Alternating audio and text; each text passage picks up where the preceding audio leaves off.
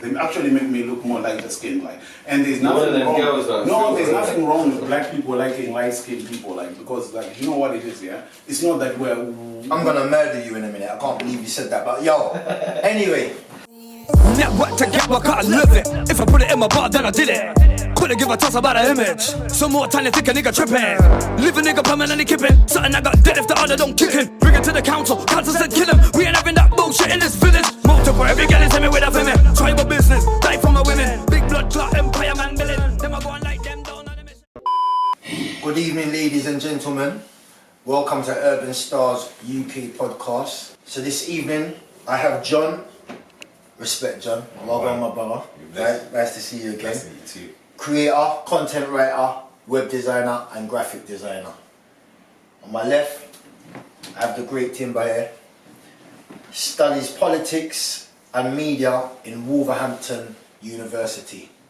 Today we're going to speak about black social economics. Welcome, my brother, and how are you today? Nah, I'm blessed, man. What are you saying? Yeah, and how are you? I'm good. I'm just ready to do this, bro. Okay, how was your journey getting down there and that? I know you come from a long way, Coventry. It was a bit full of trials and tribulations. We had to kind of find our place here. New place to come to, but it was nice exploring. That's brilliant. Yeah. And you made it. And yourself? Yeah, man. I came down. I got food poisoning yesterday, but I was like, I have to be here. I have to do this. So I'm here, brother. And let's do this, brother. Let's go off. Well, it's a very important subject that we're going to speak about.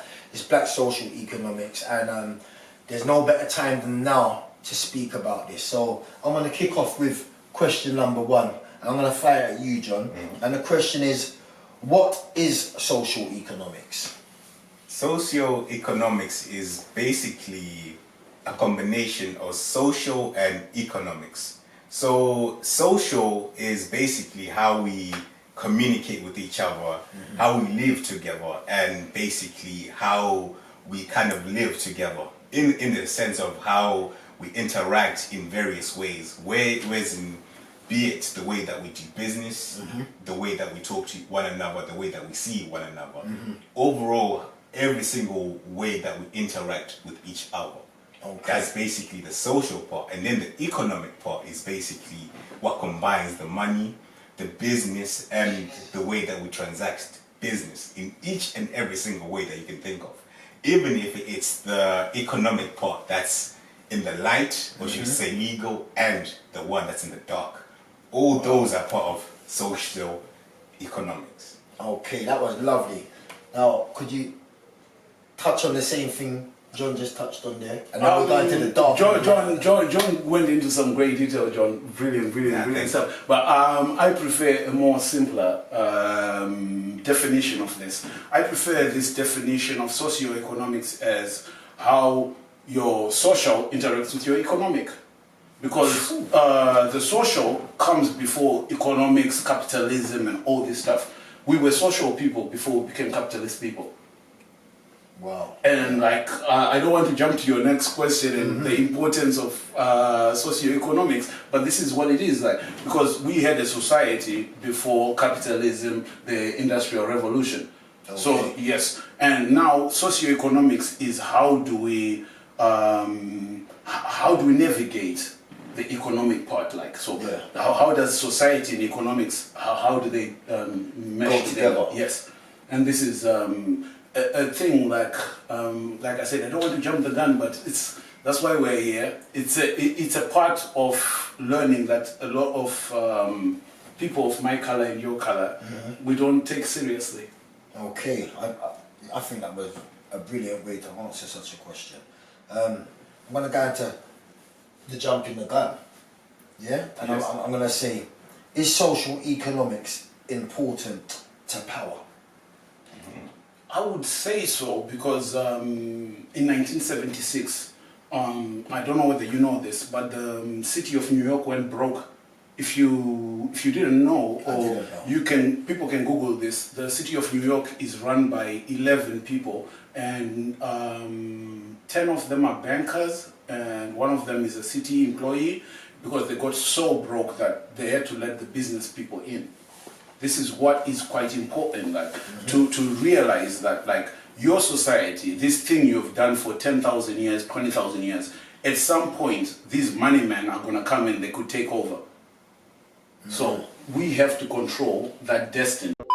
And to add to him at that part as well, it is socio-economics is very important to power because it affects the way that me and you are treated and the opportunities that we get. Okay. Be it the opportunities of just the friends that you get, right to the careers or the business opportunities that you can get. So it's very, very important to where you want to go to, and especially of how free you want to feel as a person, and where you want to go in life as well is affected. We all need. It's something that we all need. It should be in our DNA. If I could jump in, like the point I'm making is that even though the economic part is very new to us. Yes, you're damn right. We're less than 400 years into this industrialized thing where people have been turned into assets, right? But we were a society for thousands and thousands of years before that. Yes. And if you cannot adjust, then that machine is gonna. So when did the economics come into play? It depends. It depends how whether you believe the transatlantic slave trade was the beginning of this economic world, or it was the Industrial Revolution in Yorkshire and stuff like that. It just, but like what I just like to think it was in the last 400 years. Things went a little bit stupid. You want to touch on that? Well, as Temba touched on the historical part, I would say presently the way the economic part plays into play is where us as, let's say, as black people, the type of areas that you find us in. If you ever thought about where black people are found, we are always found in the depraved areas, low income areas, wherever it is in the world, regardless of what continent. Do you think you could explain why? Or well, I personally believe that there's an economic system that's been set in place that's used to exploit black people. Okay. Whether it's from apartheid in South Africa or the prison system in America, there seems to be something that's been built by the ruling class within these countries that takes advantage of our people. So, for example, if you know, the prisons are privately owned in America. They're owned by private companies. like over here now, like G4S. Exactly. Yeah? So when you see these arrests happening with black people and them being targeted as a group, it's not necessarily because they have dark skin. You know, they're the ones, they're evil. They're the ones that go into prison and they're being oppressed because they have dark skin. No, it's not that. It's not just that. It's we've been selected as a demographic, as people that need to fill that role. You could say the target audience. You know as every business has a target. We're part of the show. Exactly, we're part of the show. But that's the position that we've been relegated to. You see, because one way or another, be it through the drug industry or the prison system, the guy that's at the top of that system is probably some Jewish guy that's drinking some martini in Miami. You see, we're being used by the system. You see, so I love how you put that. That's how you could say the socio-economics at this point, at this present time, applies to us. We are being used as you could say that the employee, or you could say the escort that has the pimp. That's what we're being used as. We're being broken. Yeah. Mentally. We're the tools. Exactly. We're the tools. Can I jump in there just for a little bit? Definitely. I do take issue with you with your reference to Jewish people. Like, it's because the That's way how I see feel it. personally. But And the when way you say Jewish, we have to know what Jewish people you're speaking Of about. course. Yeah. So I think this is what you're going to touch on now. No, it's not what I'm going to touch. Yeah, it's he says we've been chosen. Like I would put it better and say like Shakespeare said, the world is a stage and everybody plays their part, right? Okay. Okay. Chico pointed out that in the black areas, their debt is, you didn't say that exactly, but you say that we live in the worst areas and stuff like that, yeah? But this is socio-economics, like, what has happened is we've ended up playing that part, like, if there were no black people in England, there'll be some white people playing that part. The reason that area is dirty is council tax in that area is £80 a month. So it doesn't matter whether everybody's employed or the job center is paying for everybody's council tax, yeah? It's only £80. If you live in a nice area and you're paying £200 a month, yeah, in council tax, you expect a bit of a better situation. Yeah, so they have not picked you out and said, no, because you are black, like, we're not going to clean your areas. We're not going to clean your areas because you pay £80 a month. So this is socio-economics again. We have to understand economics before we run to race. But, wow, really, that's really, because in what you're saying, I'm going to stand on John's side at the moment there, but I'm hearing what you're saying. Because you're saying it's not a race thing, and we're saying that we've been used as tools for their show. Yeah. Go to Glasgow, sorry to jump in, go to Glasgow, and who are they using as their tools? There are no black people, too many black people in Glasgow. Their tools, like he said, are white people. The poor people, the people who stab each other, they've got a higher stab rate than London in Glasgow. All right, and they're doing the knife crime and everything, and these are white people. That's right, and that's correct, and I'm not going to argue with that. It's white on white crime in Glasgow, it's not black on black crime. You're right about that. But in saying that, yeah, you smashed it, you know, because he said it was all about social economics. But what they've done is, because it's class, now we're talking about class. Now we're talking about class, right? So when we're talking about class, they've got the Caribbeans and the Africans are the ethnics. So they got them down ethnic, the lesser. Yeah, so they've got us down there. So what they've done is now, with their trash, they've put their trash in the same place as where we are. Exactly. So they put their trash, that's why you come across what we would call white trash. You understand? Because in the same place as black people in the ghetto. Like, I don't want to swear on the podcast, like, but that's the N-word. Yeah, those are the N-word of white people. But they're the N-word because they don't have any socio-economic intelligence or consciousness. This is what I'm saying. If the BNP, if the BNP and the EDL got their dream today and we all disappear tomorrow, somebody else is going to take our place, and those people are going to be white. Exactly. Wow. It's capitalism. That's the problem. Would you say that black social economics power is strong? Well, in my own personal opinion, I don't believe that it is. And there's a lot of factors that we can focus on when speaking on that. But first and foremost is the way that we treat one another. Wow. You see, because one thing about black people is that we're the most ethnically and culturally most diverse people on the planet. However, we don't take advantage of that. Okay. We don't celebrate that. And as such, that shows that socially alone we're not strong. We don't appreciate those things, and we don't take advantage of that.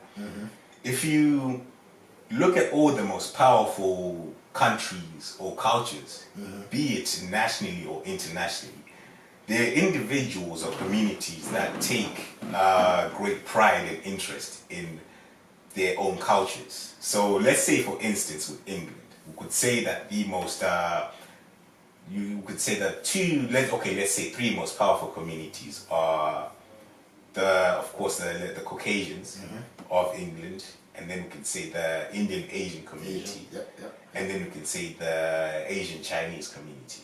Okay. We could say the Orientals, exactly, especially taking into account the surge of people coming from China and the way that they've been transforming the whole landscape of major cities in England. We'll get into that. The Caucasians, we could say, people think that English people, for instance, they don't have a culture, but that's very wrong. You see, when you look at the statues that they have built, the people that they venerate, the people that we call colonizers, like the Winston Churchills and people like that. You see, these are people that all had a dream, or should I say, a common goal of how to consolidate power for themselves, for a certain class system. And this ideology was taken all around the world by the British Empire. You see. Hence why they celebrate it. That's why they have these statues. That's why they hold them in high regard, because they know exactly how they have transformed their lives, how they have been integral. How it's brought it to where it is today. Exactly, you see.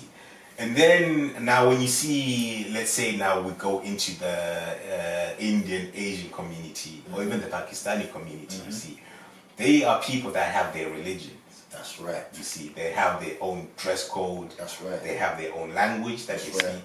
You see, they even have their own TV shows, their own channels that they watch. You see, so their identity is strong. Wow, I love that one. Their identity. You see, so because they have their identity, they have pride.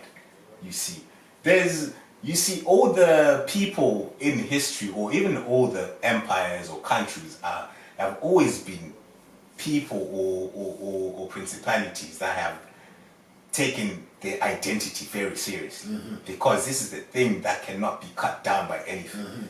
Keep breaking it down. I love where you're going with this.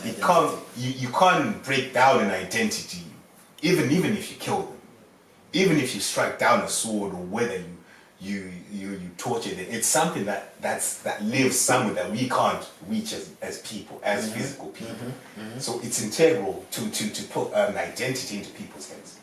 Right. I love that. I wanna. Can I just say something quickly? Of course. Because that was great. Yeah. Because you said there's still two things you missed out. I loved what you said. So you said the Caucasian. You said the Asian. Yes. You said the Oriental. Yes. We haven't mentioned the black man. Give me the breakdown of the idea of the black man. Why the black man is not there? Like, give me the breakdown. Yo, John, let me pretend like I know where you were going with this argument. Let me see what the black man lacks identity. Like I have this discussion with younger people at the university all the time. And it's a simple thing, and it offends a lot of people, of black British birth, West Indian birth. I tell them, like, this is real. You can never be a true Pan-Africanist if your name is Johnson or Thompson. And they don't like this. And I try to explain to them, but then it's very important because the Indian man, excuse me to say, calls himself Mr. Singh. It means lion. He calls his wife Kaur, and that means princess. And this is their identity. Wow. And then you hear West Indian people making fun of me when I was in Surrey, hey, African man, and I'm like, where do you come from? And how can we succeed in that situation? Even though we are ethnically diverse, like he says, we don't have to be the most ethnically divided also. Have you finished your breakdown? Because I'm done. Wow, I love this, I love this, I love this. A few moments later. This whole conversation is about ID. Wasn't this about ID? And this is exactly, wasn't this about ID? This is exactly now what we're talking about. Now we're breaking down the socio-economics. That's what me and Chico came here today to talk brilliant. about. Now you're breaking down no black identity. So now, it's great. So now you're telling me that the black man has no ID. Is that what you're telling me? He's got no identity. No. So wait a minute, because I agree to disagree, because we're gonna go into this. Why we're here. So the Asian man's got ID. The Caucasian man's got ID. The Oriental man's got ID. How come the black man's got no ID then? Let me show you. Let me give you a good example here. Like you've got your engineer here and you've got your friend, yeah? Yes. And Preston's a white guy, yeah? Yes. But I would tell you that your engineer is from Zimbabwe. Yes. He's from Zimbabwe, yeah? Yes. We are connected, yeah? Yes. But you and Preston are as divided. Yes. You're equally divided from me. Yes. I'm not linked to you the same, I'm not linked to him. That's right. the problem. That's what we mean. Right. People don't have an identity. No. I've got a link with the two others. No, this is great. I love this. Now, where is our link broken? Or did we never have a link? Or definitely. am I my own kind?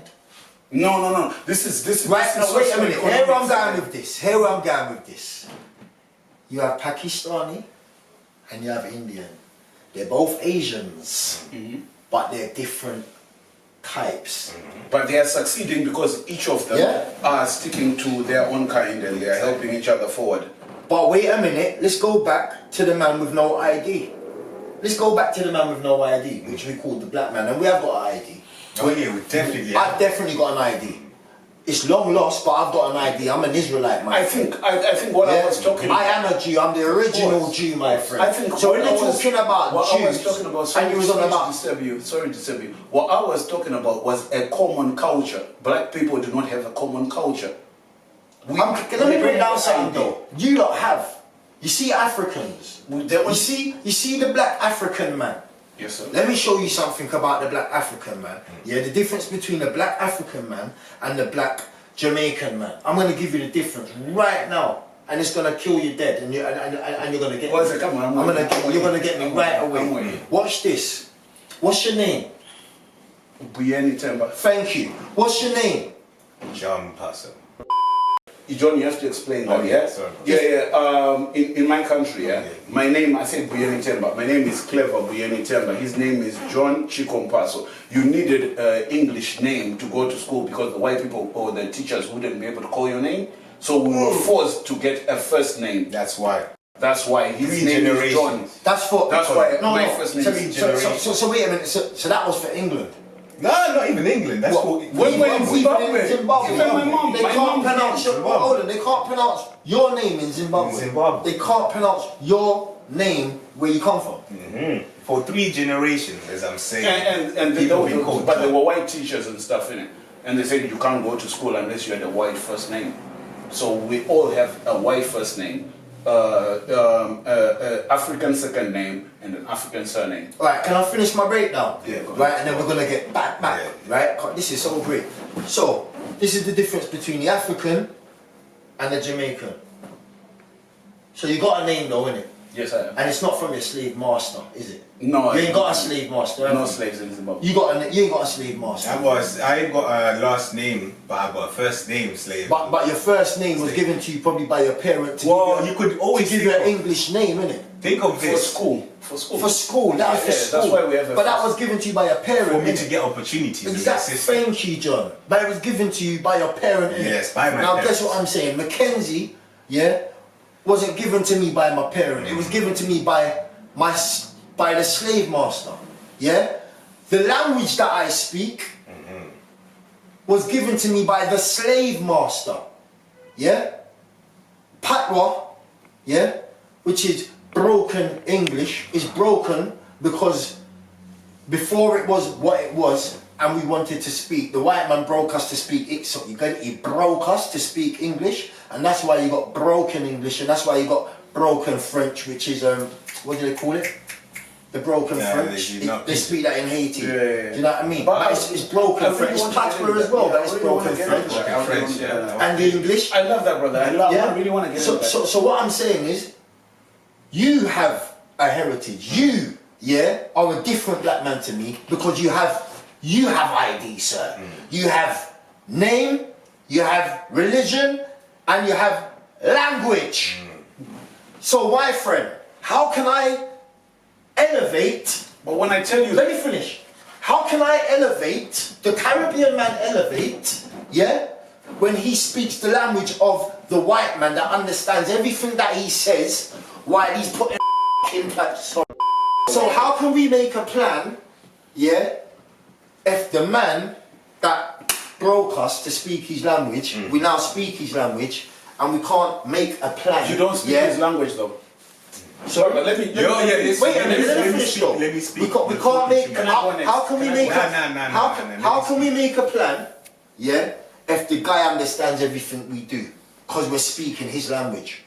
How can you make a plan? You make slang. Sorry, You make but that's slang. where Patwa come from. That is the slang. It's not though. That's what I'm But trying to they say. still like, get it. I want to make an explanation about the language thing, yeah? Do you understand? If you want the Out of us on understand here, language- who's got the least ID? Tell the truth. Well, I hate to say it, but you It's take you. Thank you. But Thank you. the point I was trying to make, yeah, about language, yeah, and you saying that you communicate in the white man's language. No, that's why there's patois and there's the stuff they speak in West Africa, Pidgin English, Pidgin and English. stuff like that. Okay, imagine What do imagine you an say apple. with that English pigeon? English, we call it, yeah. Thank but you. then imagine an Apple, an iMac, yeah, and imagine a Windows computer, right? They use different operating systems, right? Yeah. And let me show you how different the operating systems are. In the Western world, they always look at the value of the person before the person.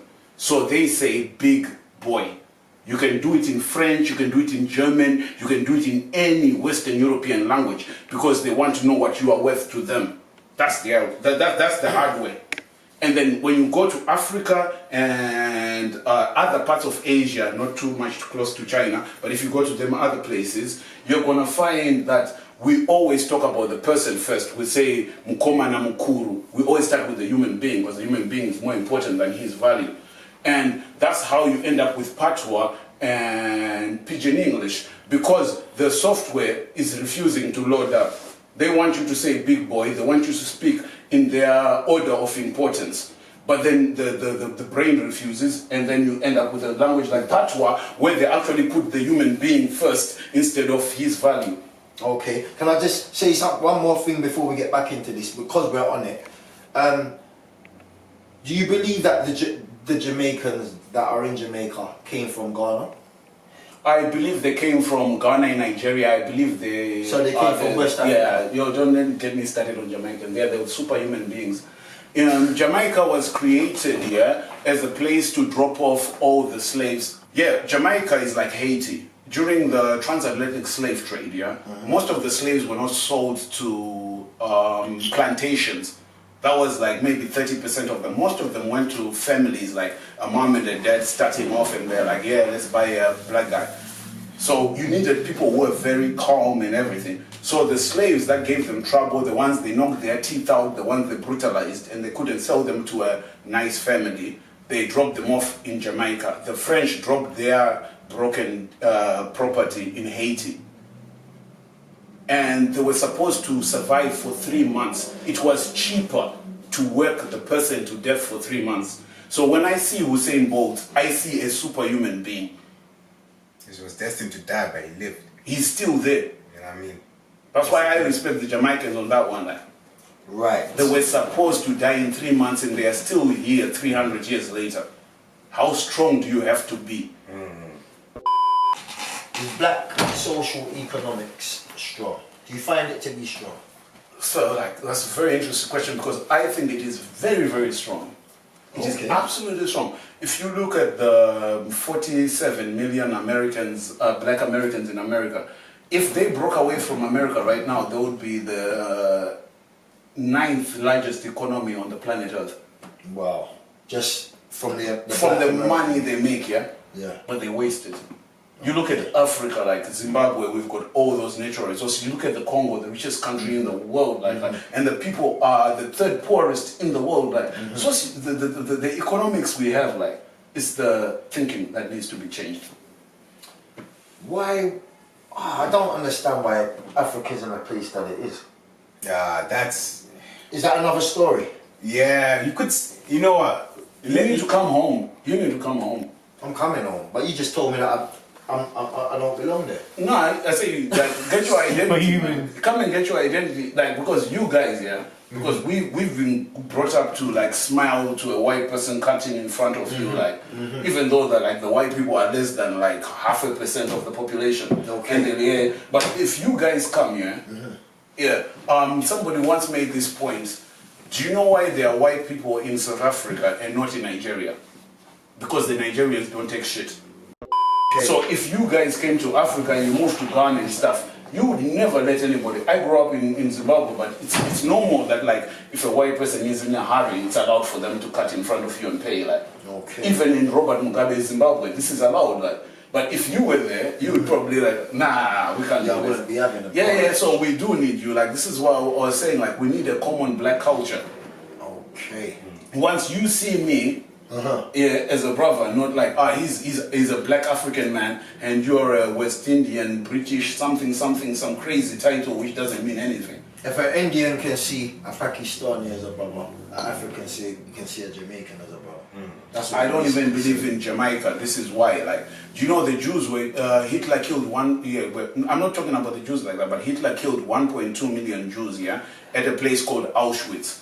I have never seen a Jewish person call himself an Auschwitzian. The white people killed 4.3 million people in Jamaica, and these people call themselves Jamaicans. I think even the title needs to go. We're not going to celebrate what they did to us. Wow. Ever heard about an Auschwitzian? A Dachauian? Like, there's no Jew person who celebrates what Hitler did to them, but we celebrate it. We run with the flag, like, of Jamaica. I've never looked at it like that before. Never in my life. Who would celebrate a concentration camp? A capture land. Is education important to social economics? Of course, very much so. Very much so. You see, education really and truly the most important thing that it does for people is that it opens or it creates a bigger perspective for us.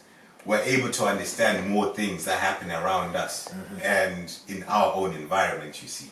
So for instance, like let's say if a young man was to go and get a degree or qualification in engineering, you see, they now understand how all machinations such as buildings, such as how, you know, electrical generators work, you see. So they now become an asset, you see, that can be used to make something that is productive and that is off-grid, that can be used for a community. Okay. You see, things such as this are very important for a community, or should I say for a demographic of people to have if they want to create sustainable plans that can enable them to move forward or to actually create any structures or even to make assets or to accumulate assets that can bring in money or to achieve their visions, you see. Okay. So personally, yes, education is very important in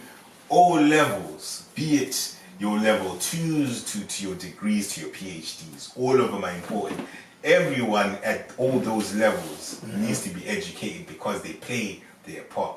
It's very important indeed. What do you say about education? When it comes to education, for me, like, I think this is our greatest weapon, you know, like looking at how the proverbial black man lives in the world, I think it's only education that can get us out.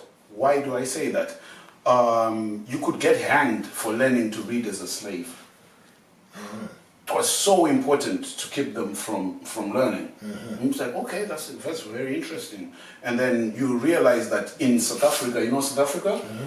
When they allowed black people to go to university, their first and second lawyer created the ANC. That was Mandela and Oliver Tambo. Okay. Oliver Tambo was the first black lawyer, and Mandela was the second. And immediately they created the ANC, the party that ended up freeing the country later on. Okay. You look at a country like Zimbabwe, the first people who are allowed to go to university, our first lawyer, Herbert Chitepo, he's one of the founding members of ZANU-PF, the party that opened the country. Education is like a weapon. It opens up your eyes. It's one of the reasons Mugabe was chosen to be president. Because Mugabe was actually like the most educated leader in human history. He had 7 degrees and 3 doctorates, which he earned himself, not honorary. And us as Zimbabweans, we really believe in education as the final weapon of defeating the devils. Wow. Wow. Yeah. How does culture affect social economics? How does culture affect social economics? Wow, to put it simply, pride, you see. You know, anyone that wants to win anything is doing it out of a place of pride. Okay. You know what I mean? You see, you need to believe in yourself to want that thing, like I want to be a champion, you see. And there has to be something that pushes you forward.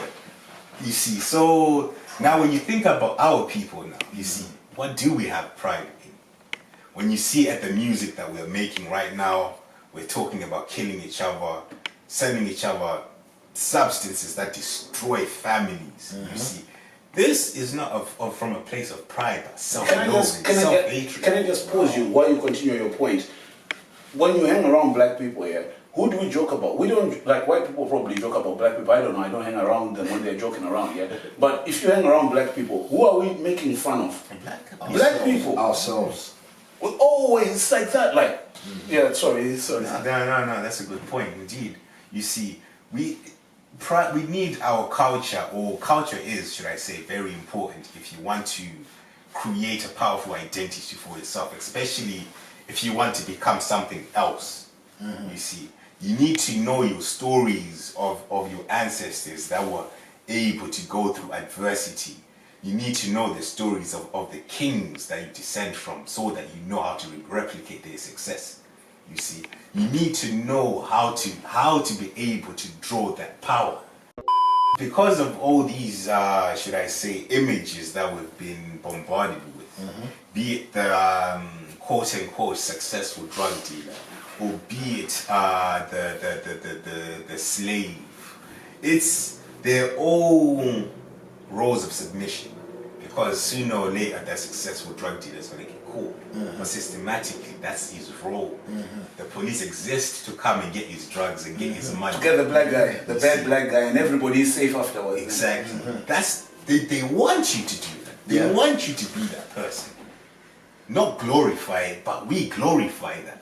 We are the ones that bring this image upon ourselves. But what if you have been fed that image from day one? What? But if you are in pain, bro, if you are on fire, bro, would you just look at that fire and say, it's that person put me on fire? I grew up in Zimbabwe. You put it out, bro. That's your first instinct. I grew up in Zimbabwe with a very educated president, with very great black people. I grew up around great black people, and that's why I am the way I am. Imagine you're a black British kid, like even the teacher expected you to do bad things. Everything, even the bad kids wanted to be friends with you just because you're black. Not because you've done anything, but they know, like, if I hang around with the black people, like, yeah, maybe I might smoke a little bit of weed or whatever, like, and they've made this role for you from a child, and they reinforce this role. Look at African kids right now. African kids are outperforming everyone in the United Kingdom because we come from places where we saw great black people.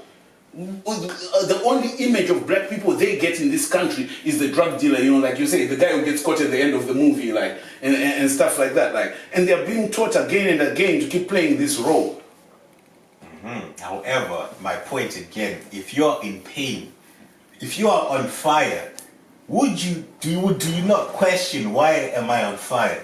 Why is this guy? I've never been on fire, so I couldn't speak on that, sir. No, well, it's figurative. You know what I'm saying? That's what I'm saying. You're talking about a great situation, and I've not been in that great situation like that. Like I said, it's figurative. What I'm trying to say. Can I ask you something within this? Because like there's different types of black people, as we know. Yes. You got the Africans, the Caribbeans. Do you not look at us as we dealing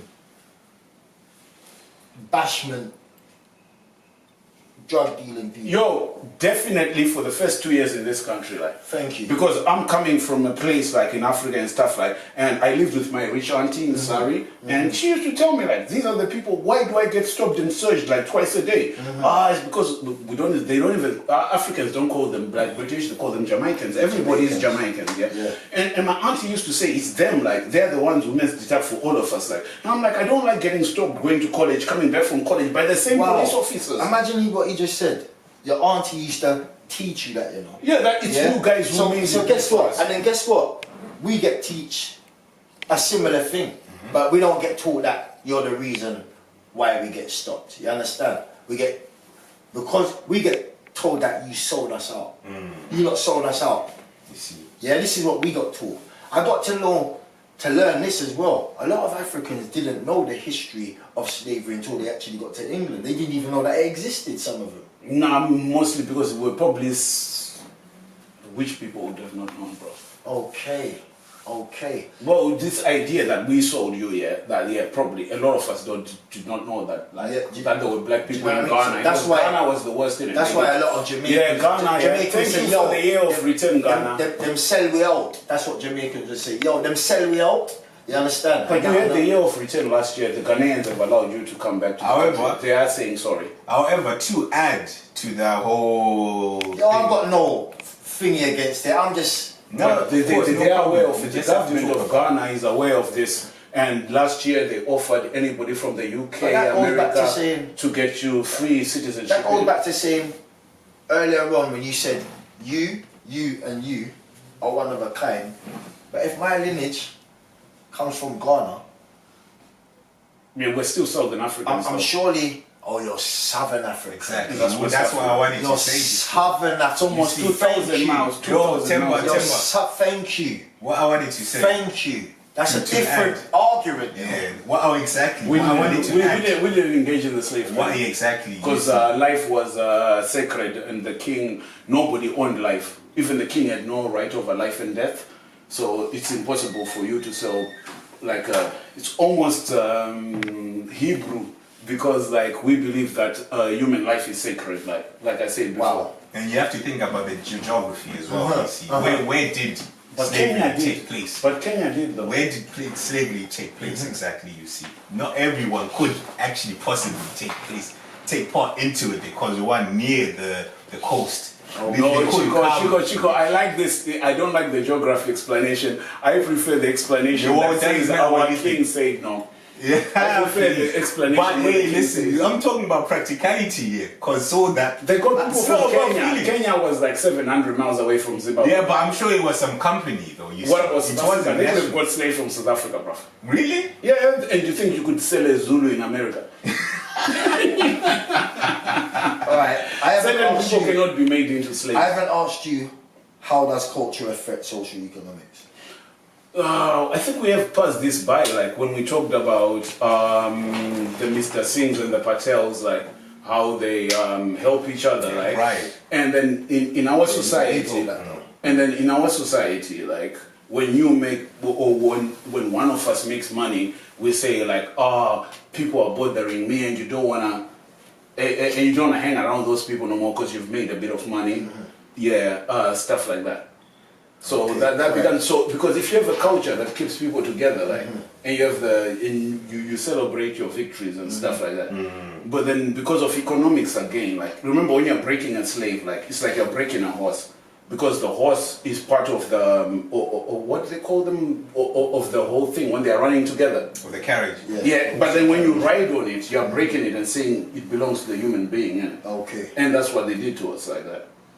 Individuality, you find that a lot in the West Indians. Off the camera, we'll have to go back to something in that. The West Indians, the West Indians are taught the West Indians have been taught individualism, but individualism was taught to them not as a liberation concept. It's easier to control you, because if they jump him and we all believe we're together, we're gonna kill the slave master. But they make you believe that you are by yourself, and you only defend yourself, because if you stand up for him, he's coming for you and all this. And they created this individuality in a space of violence. And then the West Indians hold on to it. Yeah, but it came to you in a form of violence. They don't want you to be together. Divide and conquer. You remember how the British took over most of the world? Divide and conquer. So individualism is dangerous. It's absolutely dangerous. Yeah. But they teach you that individualism is freedom. But it's not. Yeah, because if you're by yourself, anybody can come. Isolation. It's isolation. Basically, they can come in here and mash up your studio. But if I know that's my brother, and they know that I'm with you, nobody comes here. You know what I mean? Because they know that we're together. But they say, oh no, separate yourself. So do you think mental health affects social economics? That's a good question, but I want to answer it in a funny way. I want to answer it with cannabis psychosis. The people in this country who suffer the most from cannabis psychosis are people of West Indian descent. and you'll be like, yo, we smoke weed in Jamaica all the time. What's going on? What's going on? What's going on? The reason people are losing it, West Indians, on weed in England is because you grow up in a classroom where people expect you to be the bad guy. Even people who try to befriend you, they think you are the bad guy. And all these things, there is so much pressure for black people, like, and obviously we're masculine and we don't go for help and all this. But we are suffering under this system, especially when they individualize you and you're by yourself and you can't talk to nobody now. And that's why we're getting so many West Indian people, like 37% or something, 67%, sorry, of people who get cannabis psychosis in the UK are of West Indian descent. Okay. It's not about smoking too much. It's because you're under stress all the time. But I don't think 60% It's the same. of the people that smoke cannabis are West Indian. They're not, no. The people who Do you know get, what I mean? who get psychosis, exactly. I'm talking about the 60% of the people who get psychosis. Yeah. And I'm thinking like, What do you mean by psychosis exactly? you know when you have a bad trip, Okay. just a bad trip, you don't have to get sectioned, but having bad trips and stuff, that's psychosis. Yeah. What do you say about mental health in socio-economics? Well, you know, one thing that's important for a healthy economy is a strong family foundation. You see, so the biggest indicator to see if people are mentally sound within a certain demographic is how how stable the families are. You see, so if the mother, the father, and the children are together, most of the time mentally they can function. There aren't a lot of external influences that can come through because the foundation is strong. However, because our families were targeted, that you know the man gets removed from slavery, and from even now. Richard Nixon, yeah? Yeah, Yeah, exactly. no. You see, it's always been a target. It's because they understand that a weak family unit is the best way they can destroy people. So because of that, now dad's not there now. You see, so now mom's depressed, mom's lonely. You see, and now mom's bitter. You see, there's nowhere else to funnel that energy now, but to the children. You see, this is something that's very prevalent in our community. You see, so because of that, now the children are going to get angry now. You see, because although they're not aware of it at that point, they're being abused as well. You see, because a vicious cycle has been created within each individual home. You see, now the kids are angry, be it the son or the daughter, and now they're going to lash out in any way that they can, be it from drugs, or be it from the music, the death music going on right now, or The environment. Exactly. Yeah. So it creates toxicity in one's life, you see, and because of that, you have no direction.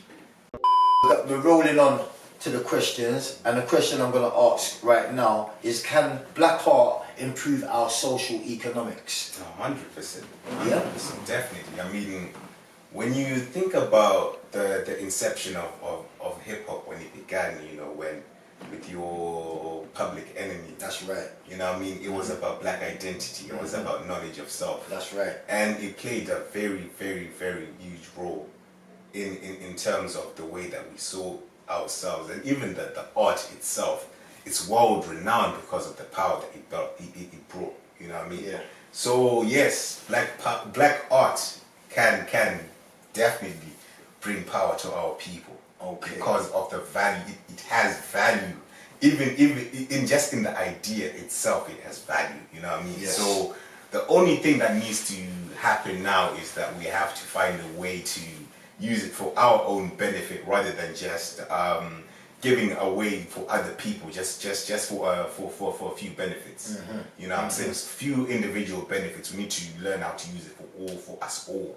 And own it. Exactly. And not be slaved. Exactly. Yeah. And what would you say about black arts? How would you say black arts For me, helps black in art- social economics? For me, black art, like, it becomes, sometimes for me, it's almost more important than learning about the economics itself. Wow. Because like John said before, it's about this pride, like, and then you see people like Tupac and B.I.G., like, when they existed, like, there was a different frame of mind that the black people had around the world.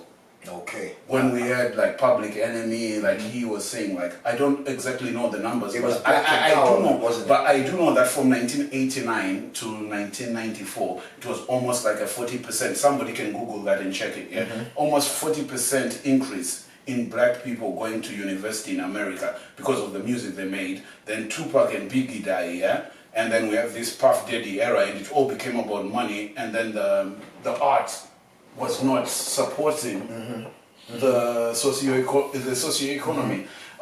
Do you know Peter Tosh from Jamaica? Yes, I do. Do you know that when they killed Peter Tosh, he was assassinated too, just like by the CIA? Yeah, and when he was the top artist in the world, even in Zimbabwe at the time, yeah. Okay. Yeah. 6 months later, after Peter Tosh dies, Yellowman is the biggest artist in Jamaica, and then dancehall music becomes into this sex-fueled, drug-fueled thing. Okay, yes. So art is very important, and we need to control the art. We need to control, because if we don't control it, like, they can turn around and say, no, we never meant to destroy black people, we just found this entertaining, like. So let's control. Do you think, like how you see like how it's changed, like, from it being positive? So once upon a time we had Public Enemy, and it was about black empowerment, like social economics, fighting power, exactly, right? And then came along, I loved them, but they was terrible, was NWA. They came and spoiled, for me, the whole of hip hop. For me, it was Two Life Crew. Okay. What do you think? Come on. Do you think Two Life Crew was good? Come on, I think they were the worst ones, man. I think the there's only talking about privates and sex, where NWA was talking about murdering black people. Do you know what I mean? And made it fashionable. Do you know what I mean? For a brother to kill a brother. Do you know what I mean? And anyway, I'm down off into another thing there. I'm gonna keep it how we're keeping it, and that is on black social economics. Most definitely. So, how can we build a black economic network? I'll start with you, John. Well, first and foremost, we need to find a way to decentralize ourselves from the current economic system. And of course, I'm not saying completely, because that's impossible. You can't, create your whole stock market. We tried that in another man's kingdom, and you see what happened. Why can't we do that? Well, to be honest, because we're the minority. Exactly. You can't build a kingdom in another man's kingdom. You see, what we need. Would you say that because of the numbers? Because there's less of us than there is of them, or you just think you can't build another kingdom in another man's kingdom? Because can I just capitalize on that? In London we have a Chinatown. In Birmingham we have a Chinatown. In Manchester, is there a Chinatown in Manchester as well? And in Manchester, so that's 3 cities I've just named. That's interesting, sir. I never thought of it. So when you're talking about capitalizing, we haven't got an African town and we haven't got a Caribbean town. So you see, I see. And there's more of us in it. I get what you're saying, brother. I get what you're saying. Interesting. I personally see the Chinatowns as outposts rather than kingdoms. Okay. I do believe you can create outposts. You can make outposts in another. How come we haven't got an outpost? We've been here. How long has black people been in England on a whole? I believe we do have semi-outposts. What are you on about? We haven't embraced. Are you on about the ghettos that they push us into? Not necessarily. And become post because we have no choice. Okay. Trying to let me answer Ice Age mentality. Let me answer right now. Okay. Let me answer this. Let's take a look at, for example, Birmingham or Milton Keynes. You see, these are or even let's throw in Luton. You see. If right now we were just to decide right now in our condition and say, you know what, let's all get together and just start, chilling. Let's just party together. Let's go to our own events. Let's eat together. Let's go to our own black shops. We can have those places on lock because one, we're the coolest people. You know what I mean? Without a doubt, everyone knows it, and they've got to admit it. And at the same time, in these places, we have our brand, as I had mentioned before, that when it comes to our arts, you see, we have this ability to set trends. So we can make our own functionality within these cities trends. You see, people would love to come and to our businesses, to our events, to listen to our music, but we have to control it on a community level, on a local level. So in a sense of building outposts, we can build outposts, but it just needs the right individuals with the right skills, with the right talents, and with the right, should I say, ambition. Would you say that when we had Carnival, that was the beginning of probably having an outpost? Oh for yeah, ourselves? definitely. But have you noticed that these things are being taken away from us now? Of course, and that is systematic, because even the police are also involved in that, and they know what they're doing. But this is what I was saying before when we talked about like, let's not jump quickly into race. It's not about race. It's about class again. Exactly. It's someone with more money. He's seen this little street he doesn't party. want you to No, he's seen this little street party, and he can make more money on it because everything is driven by money. Exactly. In their society, in this capitalism. Like I say, like the problem is not racism, brother. The problem is capitalism. Capitalism created racism. There was no racism before 1614 in America, when they say a black man was not allowed to become an American. Before 1619, a black man is allowed to become an American. But it's racism, the racism is being pushed by capitalism. Like, if this guy can't be a citizen, then I can make more money off him. And it's the same thing. They're not taking over Carnival because it's black people doing it. They're taking over Carnival because it's poor people doing it. Okay. And they've got more money. Everything ends up being about money. If we had money and we were black, they wouldn't look at the Saudi Arabians. Do they mess with the Saudis? And there's far less of them in this country, but they wouldn't dare beat them or choke them to death. But at the same time, however, on a phone. Do you not believe that they don't want us to actually become players, like what you're saying, to actually... Yeah, but once you've got someone in that position, it's best to keep him there. Yeah, of course. That's what they are thinking. I feel that they try to suppress us to the point that we don't get to that point, that they can't... Yeah, they found their victim, and their victim happens to be black, so now they're going to focus on the black stuff they can do to him. If he was Irish, they would have done some Irish stuff to him, like they did to the Irishman. Yeah. Same question to you, and the question was, how can we build a black economic network? The black economic networks, for me, I find that that's a big question, because like I just want to make a quick example here. I talk to a lot of black people, and myself, I'm guilty of this. It's like, do you go to the shop in Wolverhampton, the African shop?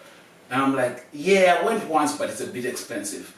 And then I was talking to this Asian brother of mine, and he was like, you would rather save £1 on a product and shop in a shop where people talk about you and you don't know what they're saying. Wow. And you're saying that, like, you'd rather give for £1 you're willing to be disrespected. Wow. So these are they say that Jamaicans don't have service. Like the Jamaicans are not good at service in their Caribbean shops and stuff. So, but Jamaicans not being disrespectful. You'd rather go to a place where you'll be disrespected for £1 cheaper than to go to your own people. Are you hearing These are just the excuses. Are you hearing this, people? This is what we do to ourselves, you know. We just make excuses. We need to stop this. Like the man said, he's guilty of it. I'm definitely guilty of it. You know what I mean? I'll definitely go to the Asian man's shop next door because it's a little cheaper, because it's better for my pocket. But it's not better for my brothers. Let's get to that next question. We're on the last question now. And is black economic liberation possible? Yes, it is possible. It's something that will take time, and it's something that we have to work on from it within ourselves. I believe that the first and foremost thing that we have to accept is that no one wants to help us. We don't have allies. We're competition. You see, we can't go on and scream, we want reparations. Of course we deserve it. But let's think, do they actually have the money to give us? Hell no. You see, I mean, and if they did, how would they affect the economy? And how would the other classes within the Caucasian Don't give them money, man. They'll just buy rims. Wow. Wow, imagine that. This is what Timba's saying, that you're just gonna buy rims with the money. Or nails. Or Wow. Asian people's hair. Wow. You're seeing this, people. We're stereotyped by ourselves now. This is disgusting. We need to make a change. Carry on. Yeah, we just have to ensure that we have to make a change within ourselves. We need to make the decision that yes, By looking within. Yes. You're starting by looking within. and we need to discard this victim mentality that I'm the victim, I'm the most abused person in the world. That's not who we are. We're kings. We're the ones that created all. What if you are the most abused person in the Even world? Genghis Khan was a slave at one point. Genghis Khan himself was But a it's slave at about- one point. But it is about moving forward. We can't forget about that. But it's about what do you want to get out of it? What is it what do we want? Do we want someone to come and just give us something and say, yo, I'm sorry that you were a slave? Or do we want to gain power and say, this is where I came from? This is what I was made. I just want the same opportunities as a white person. That's not going to happen because then we become a threat. You see, they're not going to give us the same opportunities because then we become competition, and they know that naturally we can beat them. They know that they believe in us more than we believe in ourselves. Wow. You see, they know about our strengths. They know where we come from. They know exactly who and where came from where. We don't even know about that. You see, so they know that needs to be suppressed, and as such, we need to embrace who we truly are. I'm not a slave. No, I like that, brother. I like that. Yeah, I did feel that. I come from one of the most powerful kingdoms in the world. I come from Zimbabwe. I felt that. You see, some of my brothers come from Mali. Some of my brothers come from Ethiopia. Some of my brothers come from Sudan, which was the kingdom of Kush. We all come from power, some type of power. We need to embrace it, regardless of where we come from. You know what I'm saying? Discard the slave mentality and bring back the king. The one that built the pyramids, the one that knew mathematics, It's engineering. easy to say that, but imagine being spat in your face every day. Yeah, but then don't That's what I you? said before, like when the Africans turn around and say, "Oh, the Jamaicans were here at the same time as the Indians. Why aren't they successful?" But I'm I like, told- have you I ever told been you the chased? difference Have with you that. ever been chased? That no, I What told was you the to difference? Africans. No, what was the difference with that though? Let me see if you understood that. What was the difference with that? Why if even the Asian, the Eastern European, and the Jamaican came at the same time, why has the Asian flourished the most? Culture, Right. All right. Cool. And then well, the Eastern European only come in last week, but he's flourishing now. And he kind of fits in, you know what I'm Do saying? you understand what I'm Yeah. saying? He's flourishing now. How comes we still ain't flourishing? How comes what we've got is barber shops and food shops? But How comes that's all we got? Because Really? I do Alright, believe a food construction we're company. disadvantaged more than other people. I always say this, and people are like especially African people. No, they came here with the Indians. Why aren't they successful? And I'm like, have you ever been chased to school and back from school? This is what people faced. Do you know what? But it's deeper The than Tommy boys. What they call Tommy boys and stuff. Yeah, racist. Jamaicans were feeling that. Yeah. But this is deeper. So the Asian becomes the dentist, and you do rent know, school. and you do know, and them Tommy, I don't know if that's the right term, yeah, the right term. I can't Johnny remember boys, that. Tommy, Tommy but boys, some something type like of that. boys, Some some boys, yeah. racist thing. The black guys used to beat them guys down for the Asian guys because they used to call it Paki bashing. Yeah, the white people. I remember, yeah. Right? And the black guys used to beat them down with the Asian. And that point there, Asians used to call themselves. They used to say, "We're black like you," and then they come somewhere in their class, and all of a sudden they were Asian, and it was not black no more. Right? There was not black no more. I seen this. Yeah, I was born in 1979. Yeah, and I seen this throughout the 80s. I seen this. Yeah, because where I was, they used to say we're black like you, and they're not black like us no more. They're Asians.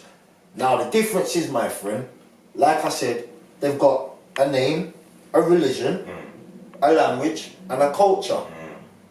We've got the white man's name, the white man's religion and the white man's culture.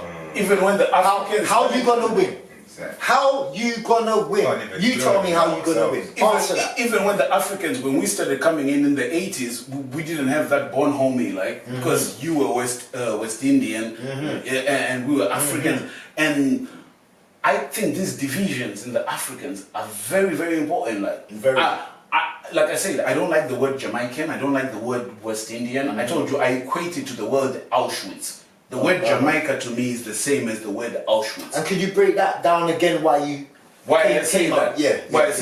I say the reason I call, like, you never hear Jews calling themselves Auschwitzian because Hitler killed like 1.6 million Jews in that spot. Like in like 4 years, he killed 1.6 million Jews. Yeah, the white people killed almost 4.3 million people on a little island called Jamaica. And the black people go around the world saying we are Jamaicans. I've never seen a Jew saying I'm an Auschwitzian. Why are you celebrating your own genocide? But the funny thing is, you see the Jews. Yes.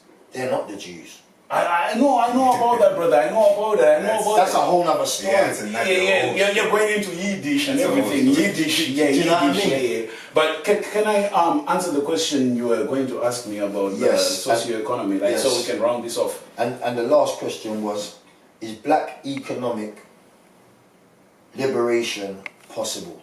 You see how he finished so well, I have to finish so well too. I would say to everyone watching this, after watching this, I want you to go to YouTube and look for Thomas Sankara, the Upright Man. You'll find the link at the bottom of this video. Once you watch that, you will understand that black economic, socio-economic freedom, liberation, even, what's the word? We're gonna make it. Thomas Sankara took a country with no natural resources, one of the only, because there are only 2 African countries with no resources, and his country was one of them. And he made them self-sufficient in 3 years. He died at the age of 27. He was murdered by his best friends for the French. So if we look at Thomas Sankara, then yes, we can have a discussion after you watch that. Thank you. Gentlemen, thank you very, very much. No, thank you. Been a very special guest. I've loved the knowledge and everything you brought to the table. Is there any information you'd like to see where throw up for these people can contact you? Plug my pluggables. No, the only pluggable I'm plugging right now is Thomas Sankara, the Upright Man. See the description at the bottom. Okay, and yourself, John? If you want to see any of my work or any of my content development services, go to chicocreates.com. And if you want to find out more about any black, should I say, subjects or events or anything that is happening or has happened, then go to blackenforcer.com and you will learn a lot of things on that platform. Thank you very much. Thank you very much. John, thank you very much. Peace, God. Peace, God. Love and respect. Thank you very much. One love. Network to get what I live it. If I put it in my bar, then I did it. Couldn't give a toss about an image. Some more time to think a nigga tripping. Leave a nigga permanently kipping. Something I got dead if the other don't kick him. Bring it to the council, council said kill him. We ain't having that bullshit in this village. Multiple every girl is me with a